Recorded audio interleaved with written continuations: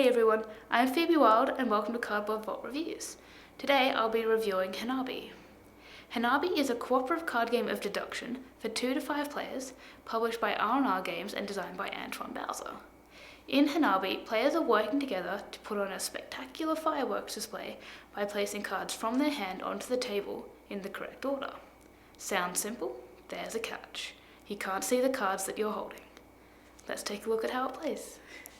The goal of Hanabi is to build each of the 5 colours of fireworks by placing cards onto the table in each colour in ascending order from 1 to 5. At the start of the game, players will be given a hand of 4 cards, which they hold outwards and cannot look at. So you'll be able to see everyone else's cards except your own. The core of Hanabi is using the information that other players give you to figure out what cards are in your hand and what you can do with them, as well as giving information to other players so they can do the same thing. On your turn, you can take one of 3 actions.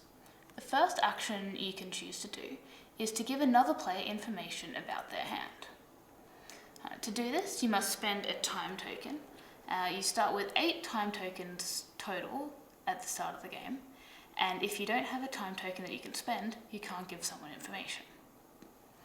When you give someone information, you can either point out to them all the cards in their hand of a specific colour, or all the cards in their hand of a specific number. So if you were to give me a hint about my hand, you could, for example, say these 2 cards are white, and in which case I know they're white, but I don't know what number they are. Or you could point to these 2 cards and say these 2 cards are 3s, in which case I know their number, but I don't know what colour they are. It's important that you point out all the cards of that colour or number. So for example, you wouldn't be able to point to this card and say, this card is white. You must point to both of them. You'll only ever be giving partial information, so all the players have to remember the information they've been told and piece it together so they can figure out exactly what the cards are. The second action you can choose to do is to discard a card from your hand. And this means that you will gain back a time token for discarding a card, which is how you keep giving hints to other players throughout the game. When you discard a card, it is out of the game forever, and you can't use it to build fireworks later. So it's important not to discard cards that you might need. You have to be careful. The third action you can choose to take is actually playing a card onto the table. And this is how you build the fireworks and gain points. To build fireworks, each colour will have its own stack, which must begin with a 1 and then be built in ascending order up to 5. And you're not allowed to skip numbers or duplicate numbers. So at the start of the game, the only cards that can be built are 1s. If someone told me that this card in my hand was a 1, and I then played it onto the table on my turn, the cards that can now be built are a 1 of any other colour or a 2 in yellow. If a player tries to play a card that can't begin or add to a firework, then they lose a life. And if you make 3 mistakes and lose 3 lives trying to build fireworks, then the game ends immediately. After you've taken an action, play continues clockwise until either you've made 3 mistakes trying to build the fireworks, or you run out of fireworks cards to draw to refill your hand.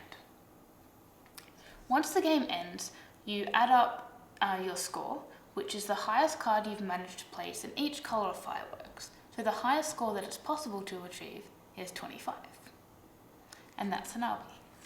I absolutely love Hanabi. It's a quick, clever and really fun game that I just can't get enough of. I enjoy playing it now as much as I did when I first played it a year ago. It's really small and portable, and I found it's appealing to casual gamers as much as it is to regular gamers. I find the hidden information aspect is really clever and really unique. I've never played a game where you've had to hold your hand backwards before and can't see your own cards.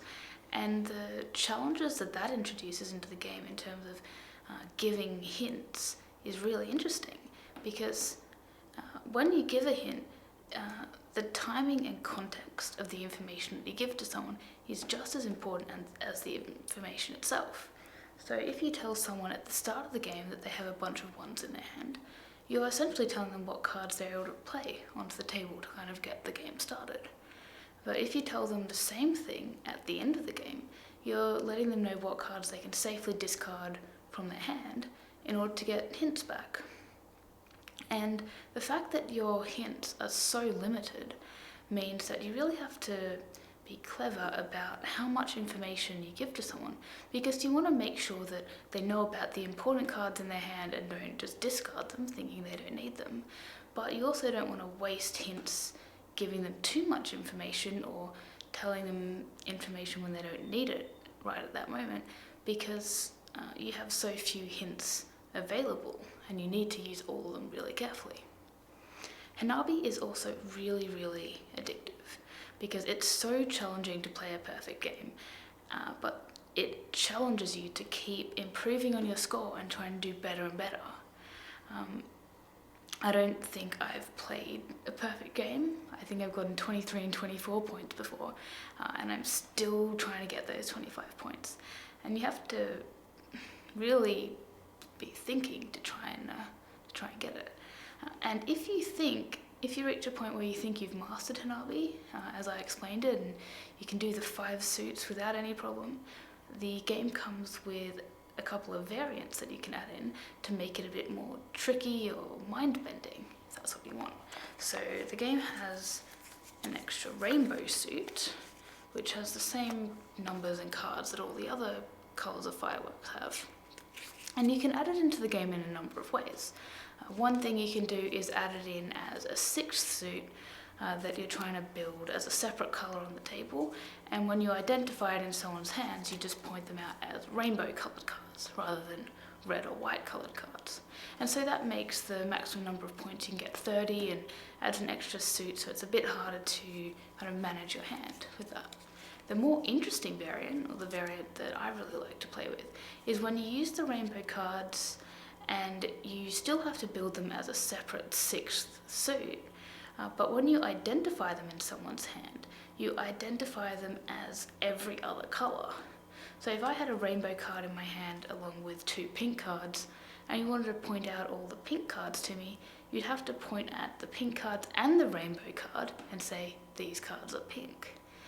So it makes it harder to know what colour the cards in your hand actually are.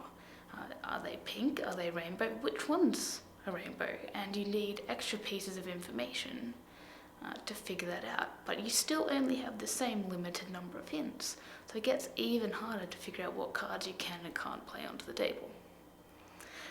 And Hanabi is also the first cooperative game that I've ever really enjoyed. I usually don't like cooperative games because some of them have a problem where people tend to kind of take a leadership position and kind of take over the game a little bit and tell other players what to do and kind of control the game for other people. And in Hanabi, you can't do that because you're just as dependent on other players for information as they're dependent on you. So you can't kind of tell other players what to do. You can't give people information other than the one hint you can choose to give on your turn. And that means there's a very kind of balanced give and take between all the players. Everyone contributes equally, especially since giving someone a hint is just as difficult as figuring out what to do with that information and figuring out which cards to play or discard. So no matter what action you're taking on your turn, the decisions are just as important to the outcome of the game and just as difficult to make. So overall, Hanabi is a fantastic game. It's got a unique kind of hand management mechanic. It's very, very replayable. If you like deduction games, if you like puzzle games, I definitely recommend it. Even if you don't normally like cooperative games, please give it a go, because I was in the same boat regarding cooperative games and I absolutely love Hanabi. It's also, I will say, given the holidays are coming up, a great stocking stuffer because it's not very expensive and it's very small, compact, portable, easy to carry everywhere, play everywhere. And the box does say 8+, and I can definitely see it being great with kids, with families. It's easy to teach. So as I said before, casual gamers can enjoy the challenge of it just as much as regular gamers can. So yes, definitely recommend it. Thanks for watching Cardboard Vault Reviews, and if you like my videos, please subscribe to me on YouTube, Facebook, Twitter, whatever you use, and stay tuned over the next week because I am going to Board Game Geek, the Board Game Geek convention next week, and I'll be interviewing publishers about their latest releases and their upcoming games, and they'll be sharing all of that with you, so stay tuned for that. So thanks for watching, and I'll see you next time.